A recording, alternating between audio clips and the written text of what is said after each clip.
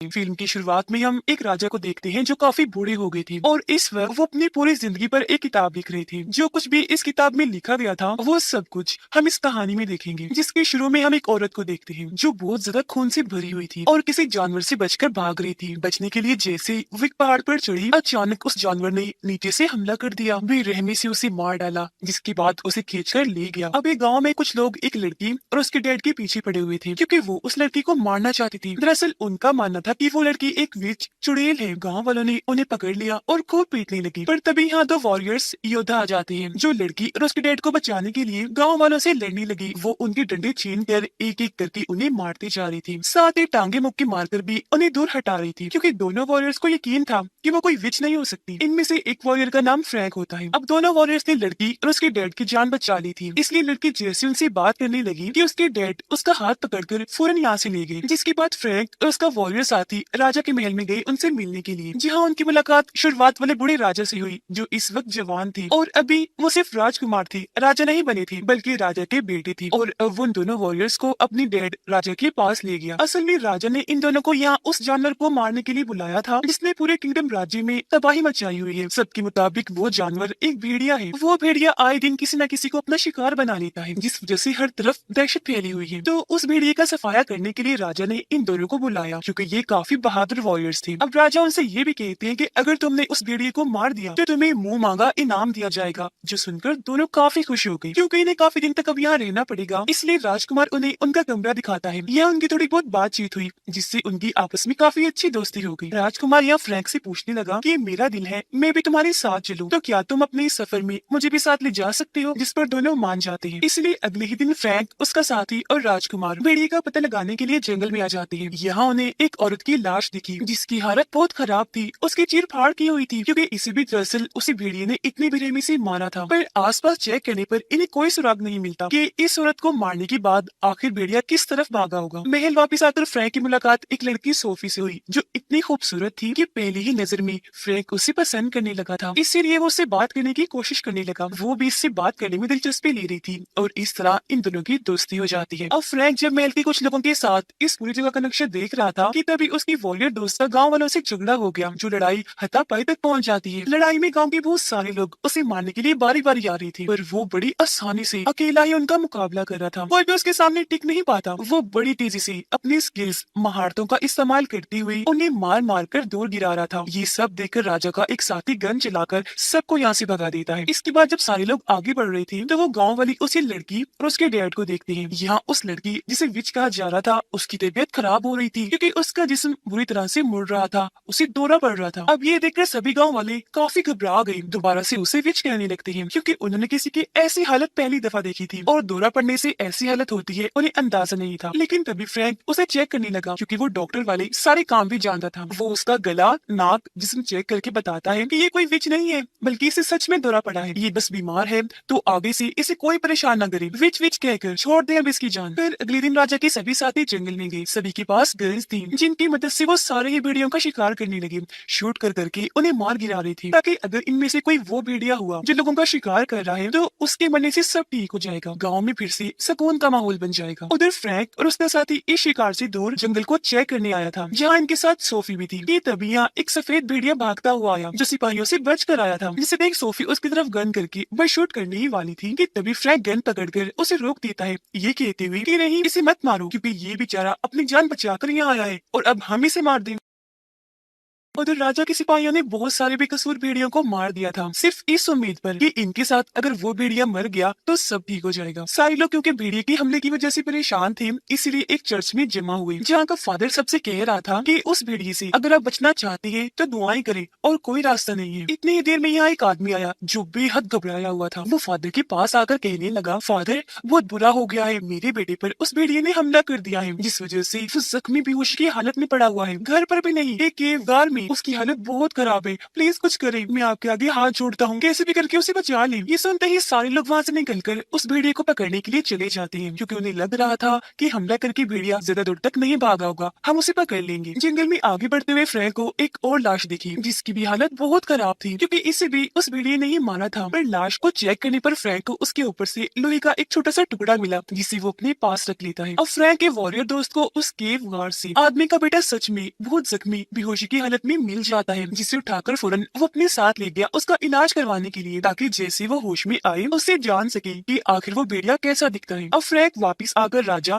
और बाकी लोगों को बताता है कि मुझे एक लाश पर से लोहे का टुकड़ा मिला है, जिसे भी उस भेड़िए ने ही मारा है, और ये लोहे का टुकड़ा उस भेड़िए का ही है। पर भेड़िए पर तो कोई लोहे की चीज कवर होता ही नहीं है, तो मेरे हिसाब से ये कोई मामूली भेड़िया नहीं है। ये भी हो सकता है कि वो भेड़िया हो ही ना, बस भेड़िए जैसा दिखने वाला ही कोई जानवर हो। अब उसकी ये बात सुनकर राजा और सभी लोग काफी दंग रह गए, पर इस पर कोई यकीन नहीं करता। हर कोई सोच रहा था कि फ्रैंक के हिसाब से अगर वो भेड़िया नहीं तो क्या है, और वो कहाँ से आया, क्यों आया। तो ये सारा मामला देखते हुए राजा फ्रैंक को भेड़िए को मारने वाले काम से हटा देते हैं, क्योंकि उनके नजदीक ये पेशेंट कोई गलत है, बेबुनियाद है। जिसके बाद वो कहते हैं कि अब से भेड़िए को मारने का काम दूसरे किंगडम से आया शिकारी करेगा। जो सुनकर फ्रैंक काफी उदास भी हो गया, साथ ही उसे काफी गुस्सा भी आ रहा था। अब उस आदमी का बेटा होश में आ गया था, जो खुशकिस्मती से हमले के बाद भी बच गया। तब वो बताने लगा कि जिसने मुझ पर हमला किया वो कोई भेड़िया नहीं बल्कि अलग ही जानवर था, जिसका नाम मैं नहीं जानता। मैं क्या कोई भी नहीं जानता होगा, क्योंकि उस तरह का अजीब जानवर शायद ही किसी ने देखा हो। उसकी जिल्द काफी अजीब सी नोकदार गंदी सी थी, जो मैंने आज तक नहीं देखी। साथ ही वो जानवर खुद हमला नहीं करता, बल्कि उसे एक इंसान कंट्रोल करता है, जिसके हाथ खुद भी काफी डरावने से है। वो आदमी जैसा जैसा कहता है जानवर उसकी बात मानकर वैसा ही करता है। ये सुनकर सारे लोग काफी दंग रह गए। उसे संभालते हैं कि बच्चा डरा हुआ है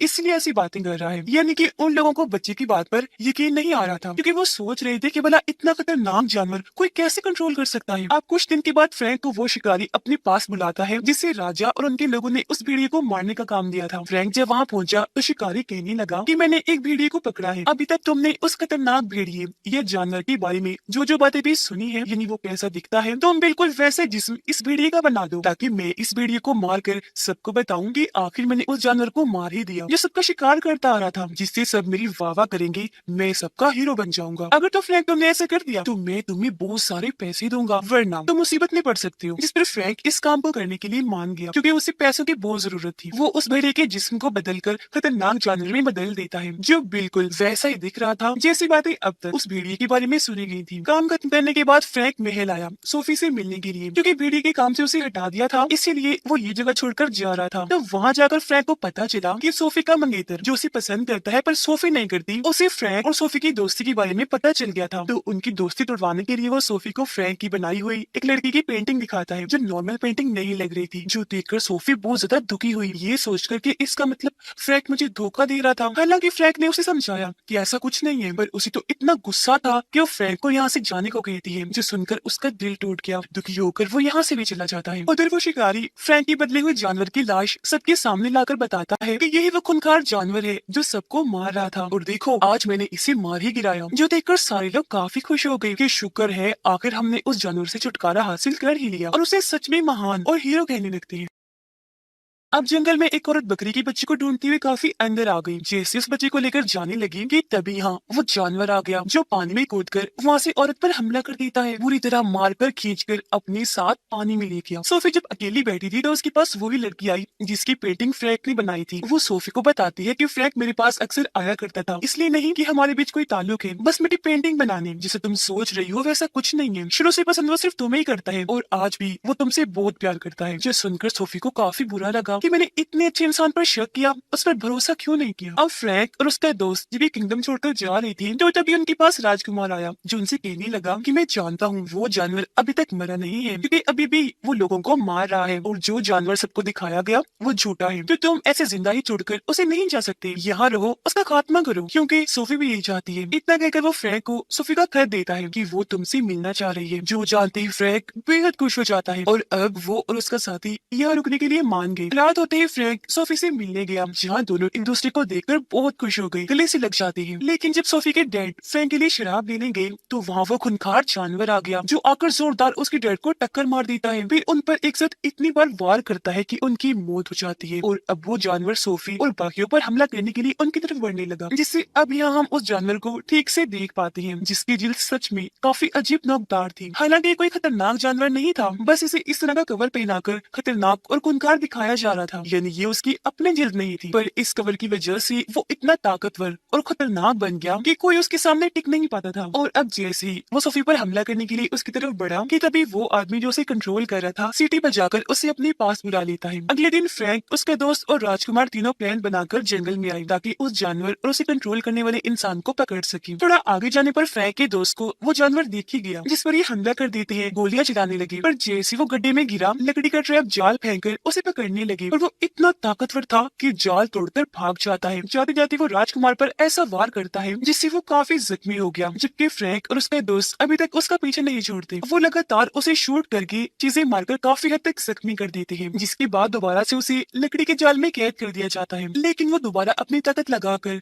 फिर से भाग गया, पर क्योंकि राजकुमार की हालत खराब हो रही थी इसलिए फ्रैंक उसे संभालने में लग गया, जबकि उसका दोस्त जानवर के पीछे चला गया उसे पकड़ने के लिए। जानवर के पीछे पीछे वो एक केव में आ गया, जहाँ उसे उस गाँव वाली लड़की के डैड दिखे, जिनके पास वो जानवर चला गया और वो उसे तय खाने एक महफूज जगह पर छुपाने लगे। ये देख फ्रैंक का दोस्त काफी दंग रह गया, उसे कुछ समझ नहीं आ रही थी कि आखिर इसने ऐसा क्यों किया। पर तभी यहाँ बहुत सारे लोग आकर उसे चारों तरफ से घेर लेते हैं और एक साथ मिलकर तेजधार हथियारों से उस पर हमला करने लगे। पर वो क्योंकि बहादुर वॉरियर था इसलिए बड़ी आराम से वो उनकी हर वार को रोककर लड़ने लगा, कूद कूद कर उन्हें मार गिरा रहा था। एक लड़की को पकड़कर जैसे वो मारने लगा तो उसने देखा कि ये तो वही गाँव वाली लड़की है जिसे सब विच कह रहे थे। वो सोचने लगा कि इसका मतलब ये भी बाकियों के साथ मिली हुई है। इस दौरान 2 मिनट के लिए उसका ध्यान भटक गया, जिस चीज का फायदा उठाकर उसे पीछे से गोली मारकर जख्मी कर दिया जाता है, जिसके बाद वो सब उसे हाथ से ऊपर उठाकर ऐसी हरकतें करने लगी जैसे वो इनका खिलौना है और ये उसके साथ खेल रहे हैं। फिर वो उसे इतना मारती है कि वो अधमरा हो जाता है, जिसके बाद उसे उठाकर खाई में फेंक गई। पर तभी उसे वही सफेद भेड़िया देख लेता है जिसे फ्रैंक ने बचाया था, इसलिए वो फौरन फ्रैंक के पास जाकर उसे यहाँ लाता है। और जब फ्रैंक अपने दोस्त की ऐसी हालत देखता है